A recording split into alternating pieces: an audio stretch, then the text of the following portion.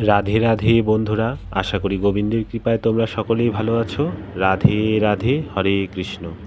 আজ একটা বিশেষ দিন, আজ অক্ষয় তৃতীয়া, তার সাথে চন্দন যাত্রা তিথি। রাধে রাধে। তাই সকাল সকাল গোপালদের ঘুম থেকে তাড়াতাড়ি উঠিয়ে নিলাম।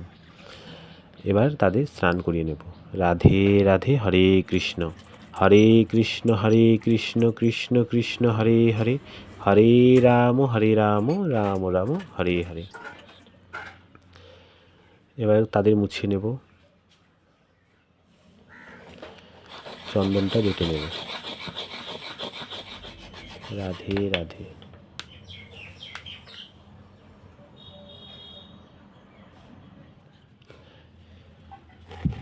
এবার গোপালের সারা অঙ্গে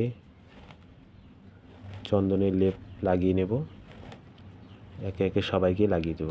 রাধে রাধে।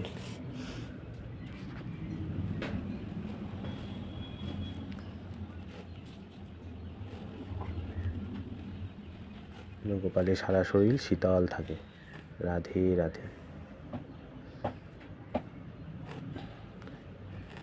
রাধা মাধব মহাপ্রভু সবাইকে একে একে লাগিয়ে নেব। জগন্নাথ, বলরাম, সুভদ্রা সবাইকে লাগিয়ে নিয়েছি।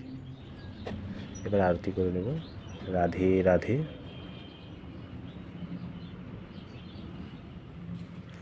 সবশেষে গীতা পাঠ করে পুজো সমাপ্ত করব। হরে কৃষ্ণ। রাধারানীর কৃপা হোক তোমাদের ওপর। রাধে রাধে, হরে কৃষ্ণ। ভালো থেকো তোমরা।